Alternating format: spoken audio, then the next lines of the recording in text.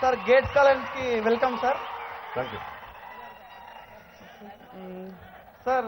ఇప్పుడు నరేంద్ర మోడీ సార్ గారు black money eliminate చేయడానికి ఒక మంచి స్కీమ్ అయితే తెచ్చారు.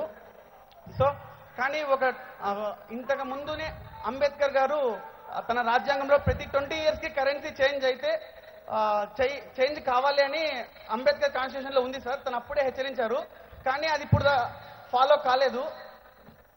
అలా 20 years కి ఒకసారి కరెన్సీ చేంజ్ చేసినట్టయితే బ్లాక్ మనీ అనే ప్రాబ్లమే ఉండదు సార్. ఎందుకంటే చాలా మంది అమౌంట్ స్టోర్ చేసుకునే వాళ్ళు భయపడుతూ ఉంటారు అమౌంట్ స్టోర్ చేసుకోవాలని.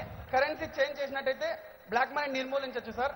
సార్ ఇంకోటి ఏంటంటే రాయలసీమ అనంతపూర్ జిల్లాకి మాత్రమే 6,500 కోట్లు ప్రత్యేక హోదా స్పెషల్ స్టేటస్ గా అలాట్ చేసినాము అని ఈరోజు మార్నింగ్ కూడా న్యూస్ లో పబ్లిక్ పాయింట్ ఏపీఎన్ న్యూస్ లో నేను చూశాను సార్. టీడీపీ వాళ్ళు చెప్పారు 6,500 కోట్లు అనంతపూర్ స్టేటస్ కి మాత్రమే ఇచ్చారని ఈరోజు మార్నింగ్ టీవీలో చూశాను సార్.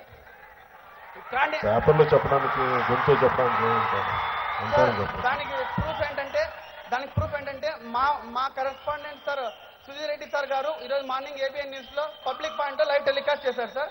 మేము చూసాము, మా సార్ కూడా దీనికి వ్యతిరేకంగా ప్రశ్నించారు.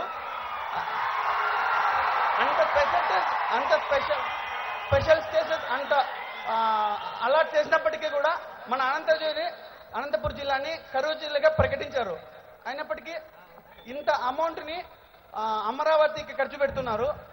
అలా పెట్టే అమౌంట్ ని అనంతపూర్ కి ఇన్వెస్ట్మెంట్ చేసి డెవలప్ చేసినట్టయితే అనంతపూర్ కరువు జిల్లాగా మనం ఊహించలేకుండా మార్చచ్చు సార్. సో మన జనసేన పార్టీ తరఫున మీరు ఖచ్చితంగా ఈ కరువు జిల్లాని ఎలిమినేట్ చేశారని మేము మిమ్మల్ని కోరుకుంటున్నాం సార్. ఈ అవకాశం ఇచ్చిన ప్రతి ఒక్కరికి నా నమస్కారం సార్. Thank you.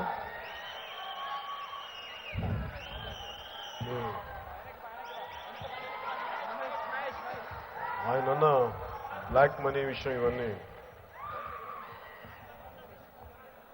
ఓట్లు కొనుక్కునే స్థాయికి డబ్బులు పంచడం వల్ల ఓట్లు కొనుక్కునే స్థాయికి మనం వెళ్ళిపోయి ఈ సమస్యలన్నీ ఉన్నప్పుడు బ్లాక్ మనీని అంటే అన్అకౌంటెడ్ మనీని బయటికి తీసుకురావాల్సిన అవసరం ఉంది. అది చాలా మంచి పని, అది నేను నమ్ముతాను. కానీ తీసుకొచ్చే విధానంలో చాలామంది ఇబ్బందులు పడవచ్చు. ఎందుకంటే మనకి ట్యాక్సులు కట్టాలంటే మనందరికీ ఇబ్బంది. దానికి కారణం కూడా ఏంటంటే మనకి కష్టపడి డబ్బులు సంపాదిస్తే తిరిగి గవర్నమెంట్ మన దగ్గర నుంచి ట్యాక్సులు తీసుకొని ఆ ట్యాక్సులు తగ్గట్టుగా మనందరికీ సరైన వసతులు ఇవ్వాలి.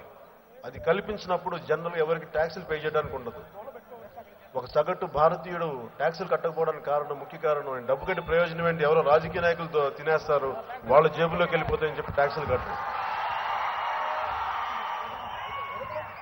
అసలు ప్రక్షాళన జరగాల్సింది రాజకీయ నాయకుల్లో ప్రక్షాళన జరగాలి. అలా దోపిడీ చేసే రాజకీయ నాయకుల మీద యుద్ధం చేయాలి, అక్కడి నుంచి రావాలి.